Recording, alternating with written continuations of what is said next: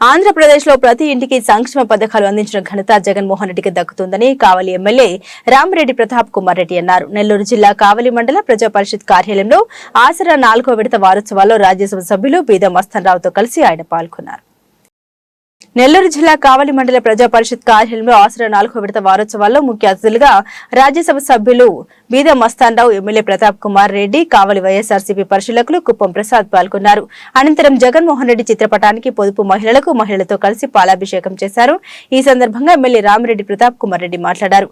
ఎన్నికల్లో పొదుపు మహిళలకు ఇచ్చిన హామీని జగన్మోహన్ రెడ్డి నిలబెట్టుకున్నారని, 1100 కోట్ల రూపాయలపైన ఆసరా డబ్బులు విడుదల చేశారని తెలిపారు. రాబోయే ఎన్నికల్లో ఎప్పుడు కనిపించని పార్టీలు, కనిపించని నేతలు మన ఇళ్ల ముందుకు వచ్చి లేనిపోని హామీలన్నీ గుప్పిస్తారని, ప్రజలు వాటిని నమ్మకుండా మంచి చేసే జగన్మోహన్ రెడ్డికి ఓటు వేయాలని కోరారు. రాష్ట్రంలో ప్రతి ఇంటికి సంక్షేమ పథకాలు అందించిన ఘనత ఒక జగన్మోహన్ రెడ్డికే దక్కుతుందని పేర్కొన్నారు. ప్రతి ఒక్కరి అకౌంట్ కూడా బటన్ నొక్కితే మీ అకౌంట్ పడే విధంగా ఎక్కడ కూడా అవినీతికి తావు కాకుండా ఈరోజు ఈ పథకాల ద్వారా మీకు లబ్ధి చేకూర్చింది ఒక్క జగన్మోహన్ రెడ్డి గారు కూడా ఈరోజు మీ అందరికీ తెలియజేస్తున్నారు. తప్పకుండా ఈ విషయాన్ని మీరు గుర్తుపెట్టుకోవాలి.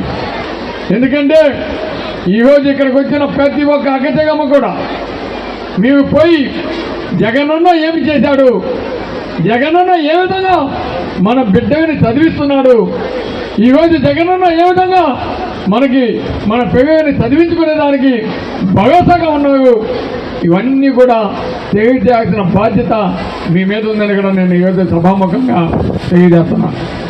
ఎందుకంటే ఈరోజు ఎలక్షన్స్ వస్తున్నాయంటే కొత్త నాయకులు వస్తారు. 5 సంవత్సరాలు కనిపించని పార్టీలు ఈరోజు బయటకు వస్తాయి. ఈరోజు వచ్చి మళ్ళీ కగబోయి మాటలు చెప్పి ఏ విధంగా పేదని కావచ్చు ఈరోజు మోసం చేసి అబద్ధాలు చెప్పి మళ్ళీ అధికారం కావాలని ఈరోజు ప్రయత్నాలు చేసే కార్యక్రమాలు అధికార పార్టీ మీద కావచ్చు, అదేవిధంగా అధికార పార్టీలో శాసనసభ్యులుగా ఉన్న మా మీద కావచ్చు, భవిష్యత్తు కార్యక్రమాలు ఏ విధంగా చేపడతారో, విషపఘాతలు పచ్చ మీడియాతో ఏ విధంగా రాయిస్తారో ఇవన్నీ కూడా మీరు గమనించాలని కూడా ఈరోజు సభాముఖంగా మీకు తెలియజేస్తున్నాను.